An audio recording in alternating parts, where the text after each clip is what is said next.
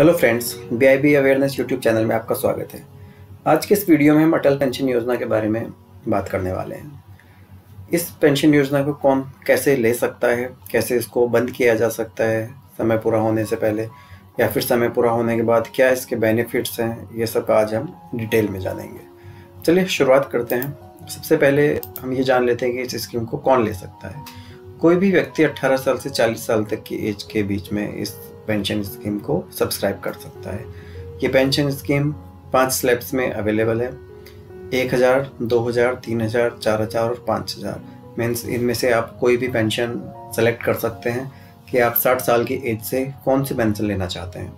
यदि आपको 1000 की पेंशन चाहिए तो आप 1000 की पेंशन के अकॉर्डिंग सेलेक्ट कर सकते हैं। उसी के अकॉर्डिंग आपको इसका प्रीमियम अमाउंट पे करनी है, जो कि आपके अकाउंट से डायरेक्ट डिडक्ट हो जाएगी। पेंशन स्कीम को लेने के लिए आप किसी भी बैंक अकाउंट से या फिर पोस्ट ऑफिस अकाउंट के थ्रू इसको ले सकते हैं। मान लीजिए आपने इसको बैंक अकाउंट से लिया है तो आपको एक फॉर्म फिल करना है। फॉर्म फिल में आपके नॉमिनी की डिटेल, स्पाउस की डिटेल कंपलसरी है। ये फॉर्म फिल करने के बाद आपको बैंक में सबमिट करना है। इस फॉर्म को फिल करने के बाद बैंक आपको एक पैन नंबर अलॉट करेगा, जो कि आपका परमानेंट रिटायरमेंट अकाउंट नंबर होगा। इस पैन नंबर को आप पैन कार्ड के थ्रू प्रिंट भी कर सकते हैं इसके ऑफिशियल वेबसाइट से। यदि आप इसको प्रिंट करना नहीं चाहते हैं तो भी इसकी कोई ज़रूरत नहीं है। ये पैन नंबर आपकी पासबुक में भी अवेलेबल रहेगा, जिसमें कि हर महीने आपका डिडक्शन होगा, जहाँ पर आपकी सारी डिटेल अवेलेबल रहेगी। इस अकाउंट की डिटेल को चेक करने के लिए आप ऑनलाइन भी चेक कर सकते हैं। इसके अलावा आप अपने मोबाइल में NPS लाइट एप्लीकेशन डाउनलोड करके वहाँ पर भी इसकी सारी जानकारी प्राप्त कर सकते हैं। आपके अकाउंट में किस समय कितनी अमाउंट इकट्ठा हो चुकी है, कितना उसमें आपका पेंशन अवेलेबल है, वो सब जानकारी आपको उस अकाउंट के थ्रू मिल जाएगी। चलिए इसके बारे में हम ये देख लेते हैं कि इसके फॉर्म में क्या डिटेल और क्या फॉर्म आपको भर के इसका बैंक में सबमिट करना है। ये फॉर्म आपको बैंक में अवेलेबल रहेगा या फिर आप इसको ऑनलाइन भी डाउनलोड कर सकते हैं। इस फॉर्म में आपको अपने बैंक की डिटेल, जैसे कि बैंक का account number, bank name, bank की ब्रांच भरनी है। इसके साथ ही आपको अपना नाम, date of birth, age, mobile number, email ID, Aadhaar number provide कराना है। साथ ही में आपको अपने स्पाउस की डिटेल, नॉमिनी की डिटेल बैंक में सबमिट करनी है। यदि नॉमिनी 18 साल से कम एज का है, माइनर है, तो उसके गार्जियन की डिटेल भी आपको इसमें देनी है। इसी फॉर्म में आपको कितनी अमाउंट पे करनी है, means monthly, quarterly, half yearly, इसी में फॉर्म में आपको भरकर सबमिट करना है। साथ ही पेंशन की अमाउंट भी आपको फॉर्म में डिक्लेयर करनी है। इस फॉर्म को आपको बैंक में देने के बाद इसका एक्नॉलेजमेंट बैंक आपको प्रोवाइड करा देगा, जिसमें आपका पैन नंबर अवेलेबल रहेगा। पैन नंबर अवेलेबल होने से पहले हम ये देख लेते हैं कि आपकी प्रीमियम किस अमाउंट के लिए कितनी जाएगी। तो इसका चार्ट अवेलेबल है। ये चार्ट आपको ऑनलाइन भी अवेलेबल है। मान लीजिए आज आपकी एज 18 साल है। 18 साल की एज में आप 1000 की पेंशन के लिए इस स्कीम को सब्सक्राइब करते हैं तो आपकी 42 रुपीज़ यानी 42 रुपये की हर महीने की एक अमाउंट आपके अकाउंट से डिडक्ट होकर आपके पैन अकाउंट में चली जाएगी। ये अमाउंट आपकी 42 ईयर्स तक जाएगी, यानी कि 60 साल की एज पूरी होने तक जाएगी। 60 साल की एज पूरी होते ही आपको 1000 रुपये की पेंशन मिलनी शुरू हो जाएगी। गवर्नमेंट ने इसमें आपको मिनिमम गारंटी भी प्रोवाइड की है, मीन्स आप जो भी अमाउंट इसमें इकट्ठा होती है, इसमें गवर्नमेंट ने 8% की कैलकुलेशन की है और गवर्नमेंट ने इसमें 8% का रिटर्न देने की श्योरिटी दी है। मान लीजिए आपकी अमाउंट यदि इतनी 1,70,000 जो कि 8% के हिसाब से कैलकुलेटेड नहीं होती है, तो भी गवर्नमेंट आपको 1000 की मिनिमम पेंशन तो देगी ही देगी। मीन्स जो भी आपकी अमाउंट रहे, ये इतनी आपकी गारंटी की पेंशन है जो कि आपको मिलनी ही है। इसके अलावा यदि अमाउंट आपकी ज़्यादा होती है या फिर रिटर्न ज़्यादा अच्छे मिलते हैं या आप कुछ एक्स्ट्रा कंट्रीब्यूशन करते हैं इसमें, तो उस केस में जो भी आपका अमाउंट, कॉर्पस अमाउंट होगी, वो आपके नॉमिनी को मिल जाएगी और पेंशन की अमाउंट भी उसी से डिक्लेयर होगी। यानी कि ऐसा नहीं है कि मिनिमम अगर आप 1000 के लिए सेलेक्ट करते हैं तो आपको 1000 नहीं मिलेगी।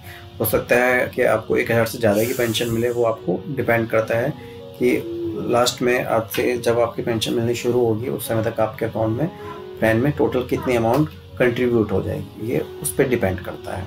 मान लीजिए आपने 5,000 की पेंशन के लिए सब्सक्राइब किया है और आज आपकी एज 20 साल है, तो आपको पर मंथ 248 रुपये अपने अकाउंट से डिडक्ट कराने होंगे। या फिर आप हाफ ईयरली डिडक्ट कराना चाहते हैं तो 1464 रुपये आपके हाफ ईयरली आपके अकाउंट से, सेविंग अकाउंट से डिडक्ट होते रहेंगे। और 60 साल की एज के बाद आप 5,000 रुपये की पर मंथ की पेंशन मिलनी शुरू हो जाएगी। ये पेंशन आपको तो मिलेगी, साथ ही साथ आपके स्पाउस को, यानी कि अगर आपने किसी हस्बैंड ने पेंशन ली है तो हस्बैंड के ना रहने के बाद उनकी वाइफ को भी पेंशन मिलेगी। इन केस दोनों नहीं रहते हैं तो उनके बच्चों को जो भी आपकी अमाउंट इसमें जमा हुई है विद इंटरेस्ट, जो भी उस समय कॉर्पस अमाउंट रहेगी, उसके साथ ये अमाउंट नॉमिनी को मिल जाएगी। मीन्स 8.5 लाख रुपए नॉमिनी को भी इसमें मिल जाएंगे। मान लीजिए कि 18 साल की एज से किसने पेंशन ली है और 60 साल की एज से पहले ही उनकी डेथ हो जाती है, तो इस केस में क्या होगा? इस केस में जो भी आपके अमाउंट इस अकाउंट में जमा होगी वो भी सारी की सारी आपके नॉमिनी को वापस मिल जाएगी। इसमें जो भी आपके चार्जेस होंगे उसको डिडक्ट करने के बाद ही ये अमाउंट आपको मिलेगी। इसमें चार्जेस क्या होंगे? मान लीजिए आपने कि हर मंथ की जो आपकी अमाउंट डिडक्ट होनी थी वो रेगुलर नहीं हुई है, तो उसके लिए भी इसमें कुछ चार्जेस दिए हुए हैं। मान लीजिए 100 रुपीज़ तक की जो आपकी प्रीमियम जाती है, वो अगर टाइमली सबमिट नहीं हुआ है तो 1 रुपीज़ पर मंथ के हिसाब से इस पर चार्ज लगेगा। इसके अलावा इससे कुछ मेंटेनेंस चार्जेस भी हैं जो कि इसमें डिडक्ट होते हैं। मान लीजिए आपने कोई पेंशन स्कीम ली है, उसके बाद आप इसको कंटिन्यू नहीं करना चाहते हैं, आपके कोई भी मेडिकल इमरजेंसी की वजह से या किसी और रीज़न से आप इसको बंद करना चाहते हैं, तो वो भी आप कर सकते हैं। उसके लिए आपको एक वॉलंटरी रिटर्न एग्जिट फॉर्म भर के अपने बैंक में देना होगा। इसको आप बैंक में जमा कर सकते हैं। इसके जमा करने से बैंक आपके अकाउंट को क्लोज करके आपकी जो भी अमाउंट है आपके अकाउंट में ट्रांसफ़र कर देगा। इस फॉर्म में भी आपका पैन नंबर और बैंक सेविंग बैंक अकाउंट की डिटेल ही भरनी है। इसमें भी बहुत ज़्यादा कुछ नहीं है, एक सिंगल पेज का ही फॉर्म अभी अवेलेबल है।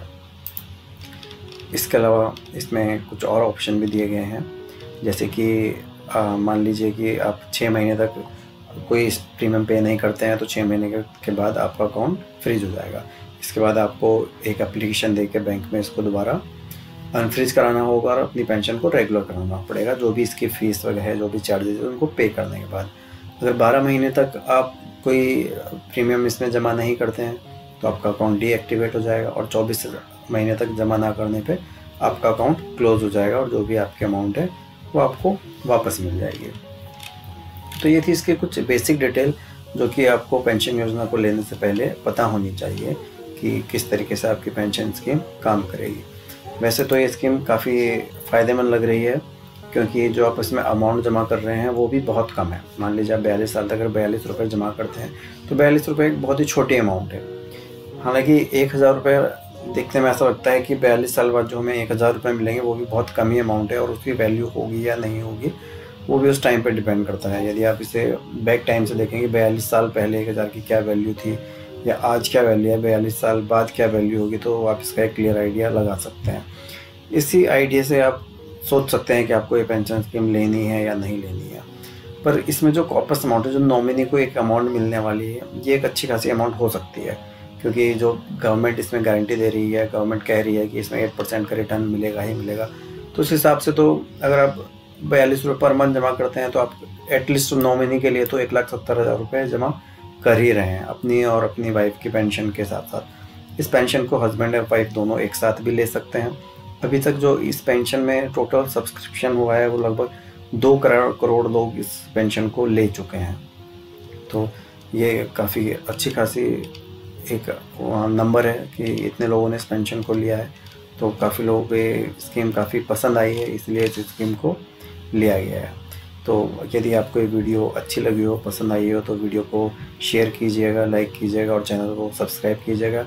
यदि आपकी कोई क्वेरी हो, आप कुछ जानना चाहते हो, कुछ पूछना चाहते हो, तो आप कमेंट बॉक्स में अपना क्वेश्चन पूछ सकते हैं। चलिए, थैंक्स फॉर वॉचिंग।